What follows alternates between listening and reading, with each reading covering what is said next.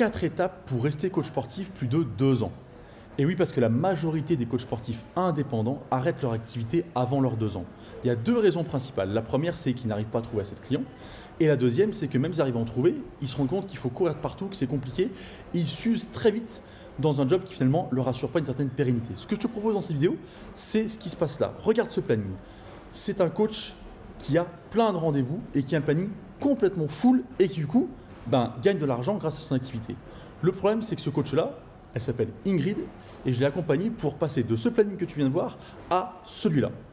Eh oui, tu vois, regarde, il y a moins d'heures qu'avant. Sauf qu'avec moins d'heures, elle gagnait plus d'argent. Mon but dans cette vidéo, c'est de répondre à ta problématique principale. 1, t'aider à trouver des clients. Et 2, t'aider à organiser ta structure, ton activité pour que tu gagnes suffisamment d'argent sans avoir besoin de faire 70 heures par semaine. Et je vais te donner les 4 étapes pour ça aujourd'hui. Dernière chose, ne rate pas le bonus à la fin de la vidéo, ou vas-y directement si tu veux, parce que c'est un des éléments clés de toutes ces étapes et de cette mise en place qui va te permettre en fait simplement d'augmenter ton salaire de 50 à 70% sans avoir besoin de bosser 70 heures par semaine. Par contre, je t'invite dès maintenant à poser ton cerveau, ou en tout cas à faire un reset de ce que tu connais. Parce que ce que je vais te dire dans cette vidéo, ce n'est pas ce que tu entends ailleurs et ce sont des choses pourtant qui fonctionnent au quotidien pour moi et pour tous les coachs que j'ai accompagnés. Par contre, si tu commences à te dire bah non, ça c'est pas possible, ça j'y arriverai pas, tu ne changeras jamais de cadre de vie et tu n'arriveras jamais à pérenniser ton activité. Bonjour, je m'appelle Anthony Chave, coach sportif, fondateur de Perform Coach Formation. J'accompagne les coachs sportifs à augmenter leur revenu au quotidien, à mieux vendre et mieux vivre du coaching sportif. Et n'oublie pas de t'abonner à la chaîne YouTube Perform Coach Formation parce que du coup, tu auras des vidéos qui vont te permettre de développer ton business et de vivre de manière sereine et pérenne de ton activité. Les 4 étapes, c'est maintenant. On y va. Pour commencer cette première étape, je vais te poser une question. Est-ce que d'après toi, il vaut mieux avoir 20 clients à 25 € de l'heure, 10 clients à 50 € de l'heure ou 5 clients à 100 € de l'heure? Je te l'ai dit, il va falloir que tu poses ton cerveau et que tu resettes tout ce qu'on t'a dit jusqu'à présent. Parce que tu as tendance à répondre celle du milieu par sécurité. Non, l'objectif pour toi, ça va être d'aller chercher des clients avec le prix le plus élevé possible. 100 €, tu ne te sens pas aujourd'hui, aucun problème, je vais t'expliquer comment augmenter petit à petit, sans perdre tes clients, ton tarif. On verra ça dans la deuxième partie. Dans cette première, en fait, ce que je veux t'expliquer, c'est qu'il y a une manière spécifique de trouver des clients qui sont prêts à payer ce prix-là.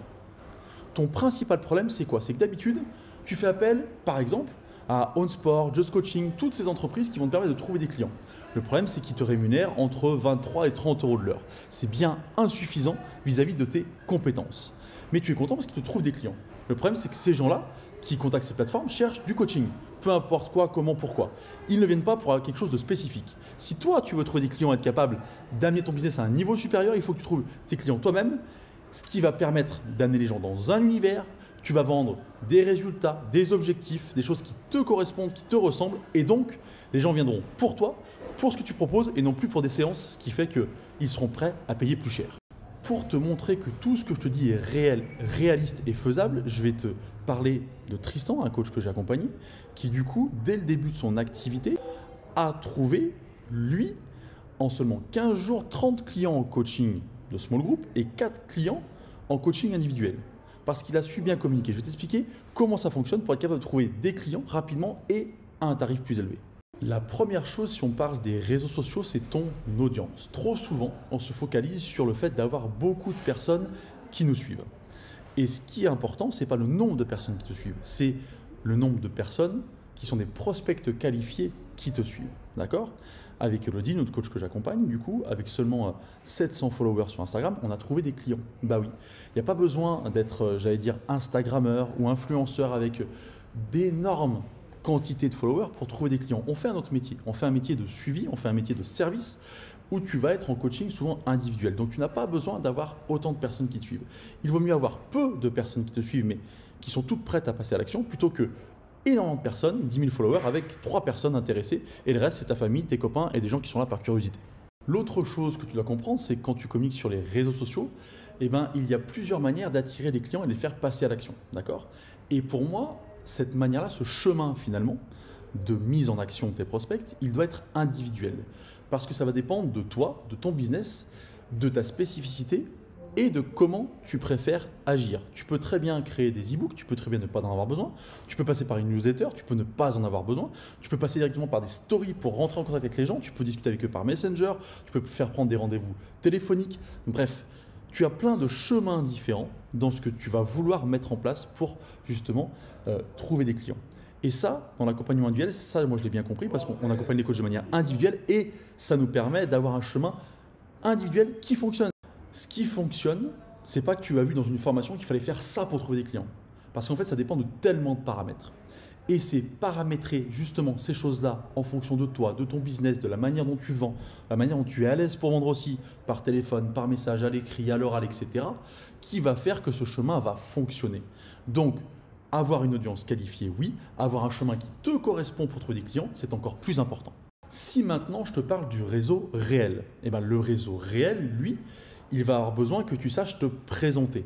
Pourquoi? Parce que ce soit tes amis, ta famille, les gens que tu rencontres dans des business meetings, si tu ne sais pas te présenter, présenter ton activité, si tu ne sais pas concrètement retenir l'attention des gens en leur disant voilà ce que je fais, voilà qui est-ce que j'aide et voilà quels sont mes résultats et voilà comment je fonctionne et qui je suis, ben les gens ne se souviendront pas de toi et ils ne pourront pas te recommander. La plus grosse erreur, c'est de penser qu'on sait se présenter. Non, tu as besoin d'avoir des speeches plus ou moins longs en fonction du moment, de qui te le demande et qui est en face de toi. Et ça, c'est très important. Et si tu veux en savoir plus, je ne vais pas refaire une vidéo entière là-dessus. Je viens de cliquer sur le lien qui est au-dessus. C'est une vidéo spécifique où je t'apprends justement comment te présenter en 30 secondes, 1 minute, 2 minutes pour faire mouche à chaque fois et surtout retenir l'attention des gens et qu'ils puissent te recommander ou qu'eux-mêmes passent de prospect à client. En ce qui concerne ta communication maintenant, pour qu'elle soit performante et impactante, il faut qu'elle te ressemble. Tu dois absolument savoir jouer sur tes qualités et quels sont tes points forts. Quelle est ta différenciation par rapport aux autres dans ton coaching? Alors pas forcément vraiment sur le terrain, on ne va pas expliquer aux gens concrètement ce que tu fais, mais l'idée c'est de se dire qu'est-ce qui fait une différence par rapport aux autres dans ma manière d'approcher le coaching sportif. Comment je vois la perte de poids? Quels sont mes grands adages? Qu'est-ce que je pense? Les 4 points les plus importants pour moi pour perdre du poids. Prends celui qui finalement s'éloigne le plus des autres et appuie dessus parce que c'est ta différenciation, ce sont tes qualités. Il faut que tu joues dessus. Quand je parle de qualité, c'est réel également en fonction de si tu es bon devant de la vidéo, si tu es bon à l'écrit, si tu es bon sur les stories. Sers-toi complètement de ce que tu maîtrises. Tu perdras moins d'énergie, moins de temps et tu trouveras des clients. Pourquoi? Parce qu'encore une fois, ça te ressemble complètement. Dans la seconde étape, là, on va parler de ton prix. Bah oui, parce que le prix, c'est un moment forcément très important et pas toujours le moment où tu es le plus à l'aise quand tu vas avoir besoin de le dire, de le donner. Le premier point, tu verras que le prix, on va le donner seulement au moment de la rencontre ou de l'entretien client. On verra ça dans la partie numéro 3. Par contre, ici, on va comprendre que ton prix, finalement, il ne dépend pas de tes voisins ni d'où tu habites. Non, ton prix, il va dépendre de plein de variables. La première, c'est toi. La seconde, c'est les outils que tu vas utiliser. Et c'est là où je veux en venir. C'est que du coup, tu vas devoir avoir plus de valeur perçue. Tu vas devoir vendre aux gens que tu as en contact, devoir vendre des objectifs, des résultats et un package. Si tu vends seulement des séances, moi, par exemple, je suis à 100 € de l'heure. Si je dis aux gens « Bonjour, j'ai 10 séances à 1 000 €, les gens ne me prendront jamais du coaching et vont dire « Mais c'est bien trop cher ». Par contre, l'objectif, c'est de te dire que dans ton package, tu as des séances individuelles, un suivi nutritionnel et plein d'autres choses qui te correspondent, qui vont te permettre d'avoir des résultats, qui vont permettre à tes clients d'avoir des résultats. Et du coup, c'est ce package-là que tu vas vendre. C'est-à-dire qu'il est beaucoup plus simple de dire ça, plus ça, plus ça, plus ça, plus ça, égale un résultat pour vous, et ça vaut tant que de dire vous me payez à la séance. Les gens vont tout de suite comprendre que le prix est trop élevé et vont surtout tout de suite se dire attends, ça ne vaut pas ce prix-là. Alors qu'avoir un package, un réel suivi, quelque chose encore une fois qui se différencie des autres, qui te correspond, et là les gens vont se dire très bien, c'est des résultats qu'ils me proposent et je suis prêt à payer pour avoir des résultats. Et finalement, je ne suis pas prêt à payer pour avoir seulement des séances où finalement je ne sais pas où elles mènent. Pour que tu comprennes bien, je te prends l'exemple d'une voiture. Je te dis, demain, je te vends ma voiture. Voilà, mais je te la vends 10 000 €. Ok, c'est bien, Anthony, mais c'est quoi comme marque? Oui, forcément, tu vas poser la question. À 10 000 €, c'est une Twingo, tu vas me dire, ah non, une Twingo à 10 000 €, Anthony, t'es gentil, mais c'est trop cher. Si c'est une Ferrari, et une Ferrari, tu te dis, ah, 10 000 € une Ferrari? Toute neuve, toute nickel? Ah c'est pas cher, je prends. Et c'est ça que tu dois avoir en tête. Il y a une valeur perçue entre les deux, entre la Twingo et la Ferrari. Et toi, tu vas faire passer ton offre pour une Ferrari. Mais si tu n'es pas convaincu que c'est une Ferrari, c'est compliqué. Si tu veux en savoir plus maintenant sur comment gérer ton tarif et le mettre en place correctement, je t'invite à cliquer sur le lien qui est au-dessus. Il y a une vidéo spécifique qui va t'expliquer complètement et concrètement comment mettre ton tarif en place correctement. Il y a une réelle problématique sur le prix qui est parallèle pour moi avec la perte de poids. Pourquoi? Tu as des gens que tu as déjà eu en cours, je pense, tu as voulu leur faire perdre du poids et tu n'y es pas arrivé. Malgré le fait qu'ils ont mis en place tout ce qu'il fallait et toi aussi. Pourquoi? Parce qu'il y a un blocage mental, ils étaient soit en dépression, soit en burn-out, soit il y avait des choses qui n'allaient pas, c'était pas le moment pour eux, ils n'y arrivaient pas. D'accord? Je pense que tu as déjà vécu ça. Ben c'est pareil pour un coach. Un coach qui veut vendre plus cher, qui veut arriver à augmenter ses prix, il va vouloir le faire mais il ne va pas y arriver. Pourquoi? Parce qu'il y a aussi des blocages, il y a finalement des limites, des croyances limitantes qu'on a de l'enfance, de notre vécu, etc., qui sont là et qui sont fortement ancrées. C'est pour ça que nous, dans l'accompagnement des coachs sportifs, on a l'intervention de quelqu'un d'extérieur, dont c'est la spécialité du coup, c'est de parler d'une mindset spécifique de l'entrepreneur et de cette valeur et de ce rapport à l'argent et au tarif pour débloquer des choses chez toi et faire en sorte que même si aujourd'hui tu dis je n'arriverai jamais à vendre au-delà de 50 € l'heure, tu puisses du jour au lendemain plus facilement vendre. Et pour ça, on fait appel à un spécialiste parce que du coup, ce sont des choses qui se traitent de manière spécifique. Pour terminer cette partie, il faut que tu comprennes que ton prix ne doit être affiché nulle part. Pourquoi? Parce que l'objectif, c'est de mettre de la valeur perçue pour pouvoir vendre.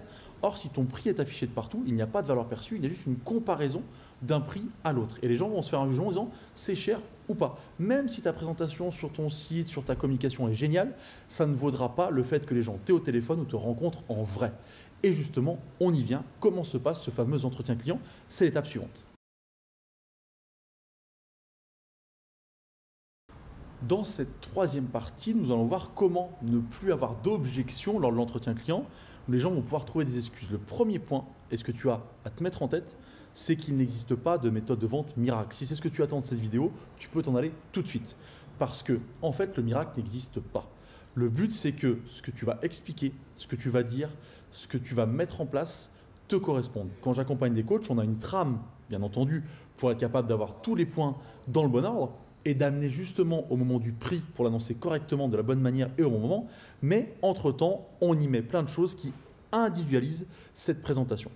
Il n'y a pas non plus de technique de vente miracle. On t'a parlé ou tu as peut-être entendu parler de plein de techniques de vente, le lié 7, la synchronisation, le fait de se mettre dans la même position que la personne en face. Stop, arrête tout ça. La meilleure communication et le meilleur moyen finalement d'avoir des choses qui vont te correspondre et qui vont fonctionner, c'est pas d'apprendre des choses par cœur, ce sont tes valeurs. Quelles sont tes valeurs, comment tu vois les choses et comment tu les transposes dans justement ta présentation. Ce sont tes valeurs qui vont être au centre de tes meilleures ventes. Et ça, c'est un point très important. Pourquoi? Parce que si ce que tu expliques, ce que tu vends, ce que tu présentes te ressemble complètement, les gens vont le sentir, tu vas être aligné avec toi-même et tu vas vendre beaucoup plus et beaucoup plus facilement. Ce qui va compter, c'est que tu laisses du choix à ton prospect. En fait, dans l'enchaînement de l'action et dans la présentation, tu as premièrement une mise en route quand tu arrives. Il faut que ce soit une phrase que tu maîtrises, que tu répètes souvent. Pourquoi? Parce que le fait de bien commencer va te mettre à l'aise et si tu dis toujours la même chose, bah, tu auras une routine qui va te permettre vraiment d'enchaîner. La deuxième partie de ton speech, j'allais dire, ça va être d'être capable de reformuler. Tu vas simplement prendre ce que t'a dit la personne au téléphone et le redire un peu différemment pour être sûr que vous avez bien compris et qu'il y ait bien le même objectif chez toi, chez la personne que tu as en face, pour être sûr que vous alliez dans la même direction. Ce serait bête d'avoir mal compris quelque chose ou de ne pas correspondre à ce que demande la personne en face de toi. Le troisième point, c'est la démonstration. Qu'est-ce que la démonstration? Tu vas expliquer finalement à la personne que tu as en face de toi lors de l'entretien que ces problématiques, ça tombe bien, elles correspondent finalement à ton produit, à ce que tu vends, à ton service, parce que c'est ce à quoi tu sais répondre.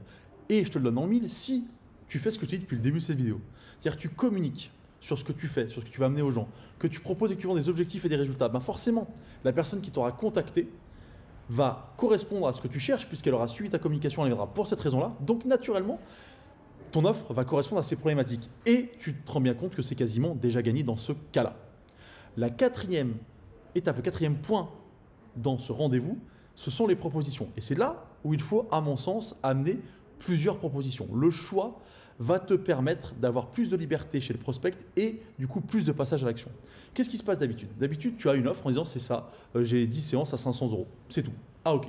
Là, il faut que tu laisses du choix à ton prospect pour qu'il puisse se sentir libre et surtout qu'il sente bien que dès maintenant, tu individualises le suivi et donc que tu vas répondre de manière très précise à sa demande et à ses besoins. Et ça change beaucoup de choses dans la vente. Tu verras que tu auras beaucoup plus de passage à l'action et toi, tu te sentiras beaucoup plus libre et beaucoup moins enfermé et surtout beaucoup moins stressé au moment de l'annonce du prix.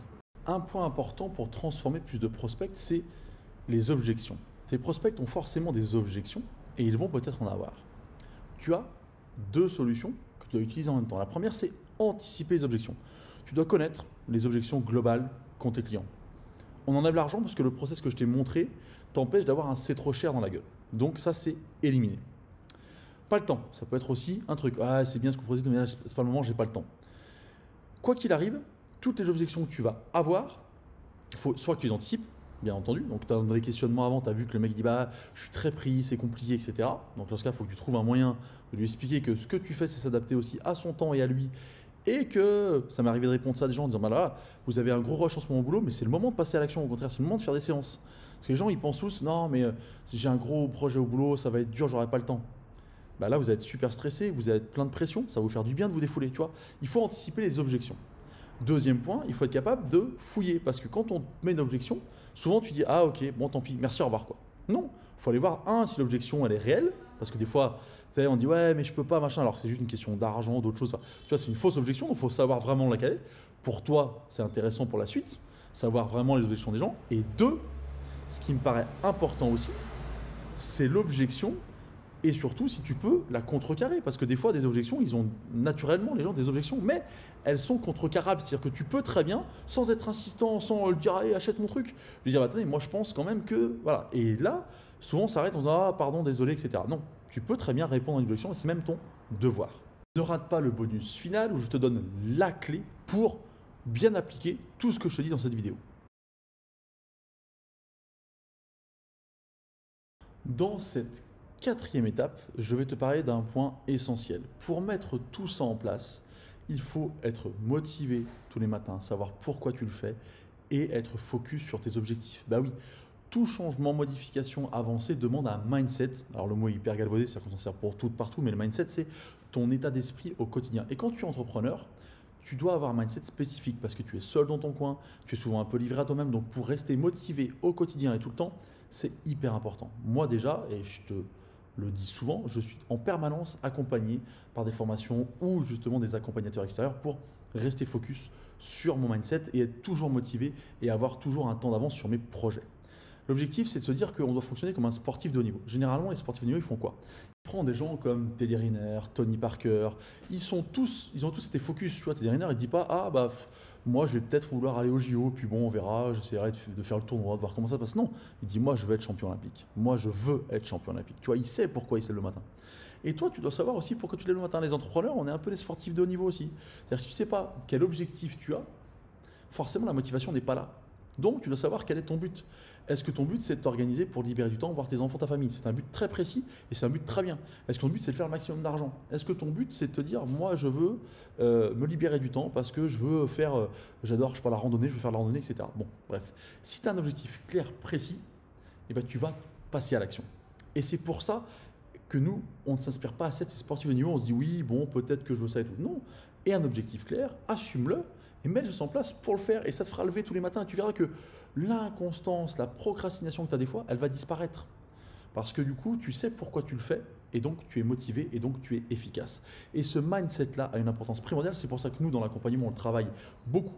Alors, avec moi, avec aussi François, dont je t'ai parlé précédemment, qui est un coach de vie, et on va travailler sur le mindset de l'entrepreneur pour être certain d'avoir un mindset qui corresponde à la mise en action que tu dois avoir. Parce que souvent, les coachs veulent mettre des choses en place, mais ne le font pas. Pourquoi? Parce que le mindset n'est pas le bon.